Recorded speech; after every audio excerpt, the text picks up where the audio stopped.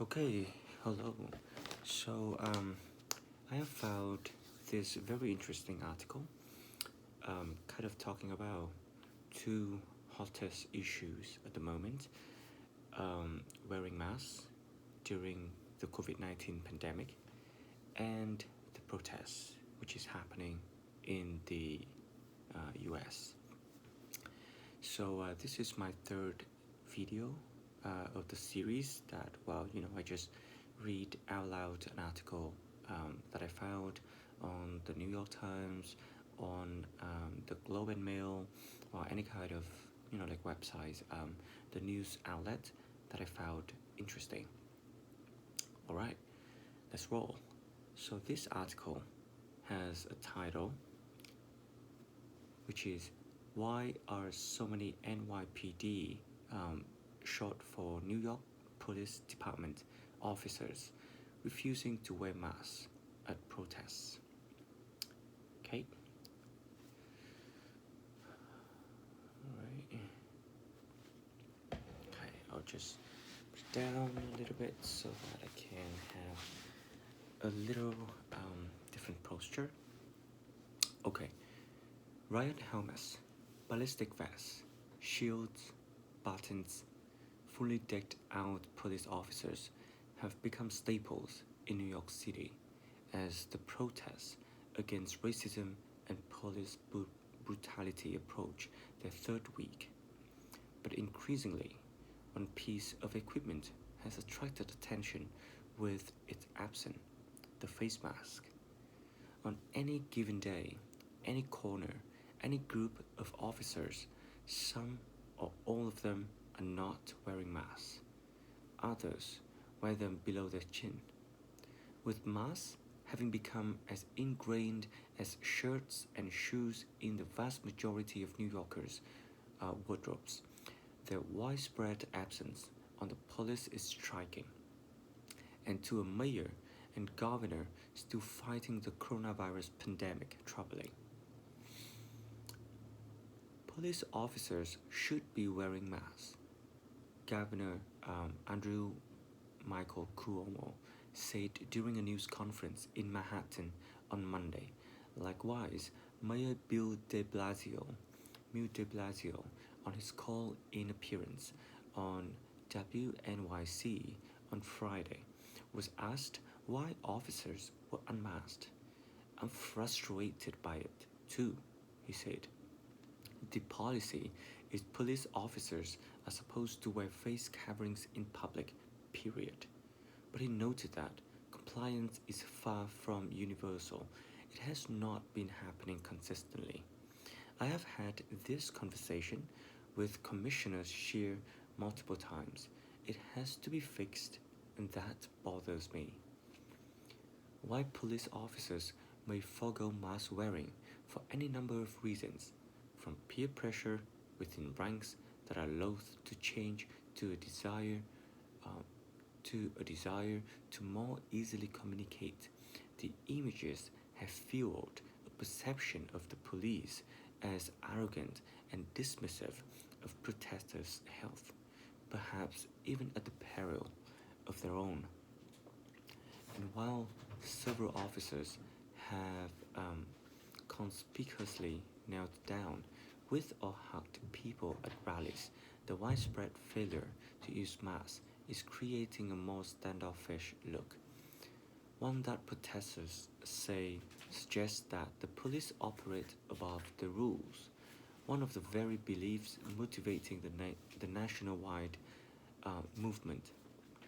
"If you're out here to protect the public, it starts with you," said Chaka Muckle, 46, a carpenter from Bedford Stuyvesant who attended a protest in downtown Brooklyn on Monday. "The head sets the example for the tail." That's a very good expression. Well, the head sets the example for the tail. The head sets the example for the tail. The official New York Police Department policy is that officers should wear masks when interacting with the public. But in a statement on Wednesday, The department dismissed the criticism about the lack of masks as petty. Perhaps it was the heat. Jessica McRory of the department's press office said in a statement, perhaps it was just the 15 hours tours wearing bullet-resistant vests in the sun. Perhaps it was the helmets.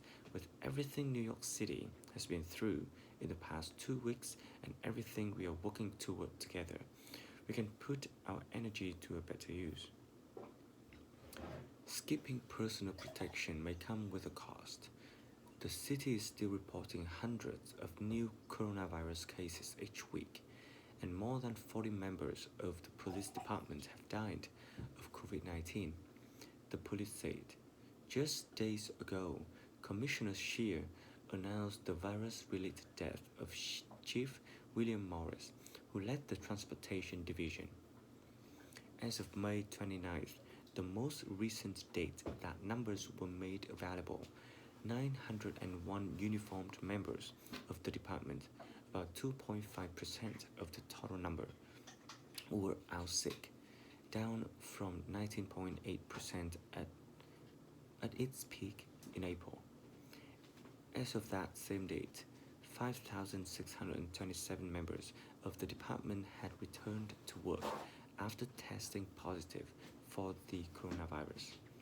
Then the protests began, putting the officers working in large crowds in the spotlight. The new questions arise during what seemed from the outside to have been an evolving relationship between officers and protective masks. In the early days of the coronavirus arrival in the region, with cases seemingly few and isolated, officers, for the most part, set the masks aside. With the encouragement of their leaders on March 20th, with the city moving toward a quarantine, bars and restaurants had closed 3 days earlier. Commissioner Scheer was asked at a news conference about officers without masks. That could be very well be a good thing, quite frankly. We are trying to conserve the use of these and use of them where appropriate.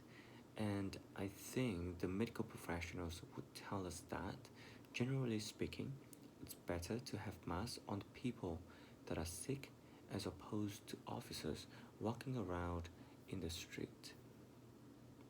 At the same news conference, Dr. Osiris Babot, the commissioner of the New York City Department of Health and Mental Hygiene, addressed the issue. The time to use a mask is when someone is symptomatic, when they're coughing, when they're sneezing, and it's to ensure that that individual doesn't contaminate other folks.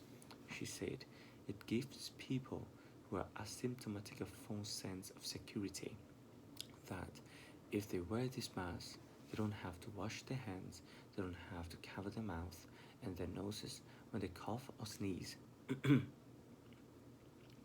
Not long after, the governor made masks mandatory for all New Yorkers since April 17th. Anyone visiting an indoor location or unable to maintain social distancing must wear a mask. A striking period of 54 days and counting, perhaps indefinitely for many.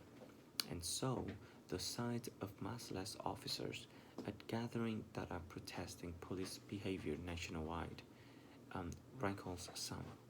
A Twitter account, NYPD Must Watch, has posted photographs of officers without masks, including their names and badge numbers. At a rally Monday outside Brooklyn's Borough Hall, 11 of the 13 police officers near one section of the crowd wore masks, with the other two having pulled them down below their chins. But around the corner stood 12 officers, only 3 wearing masks. At the entrance to the Brooklyn Bridge stood 38 officers and captains. 8 wore masks, some below the nose, while 14 wore them below their chins and 16 wore none. Asked about the masks, officers mostly declined to comment or ignored the question. One officer who was confronted about the matter by a young man in Williamsburg on Saturday responded, "We've got more important things to deal with." One captain who was walking alongside protesters without wearing a mask seemed to suggest the decision falls to the individual officer in the situation at hand. "The focus is staying at peace with the protesters," said the captain, who declined to give his name since he had no authorization to speak with the news media. "This isn't the ideal scenario, but we are doing the best we can. Ideally, officers wear their masks, they take precautions, and they stay safe. But our priority right now is the protest and the protesters." Krista, the manager of the band Sunflower Beam, who was passing out Gatorades from the back of the touring van at a nearby demonstration, was struck by the lack of police masks. "It was very startling and very dangerous," she said. A musician in the band, Julia Cumming, 24, said she was surprised. "Whenever she sees an officer wearing a mask, I've come to expect them not to," she said. "It's just very strange. I'm generally confused. They're supposed to give this sense of authority." Okay, so a short summary. So this article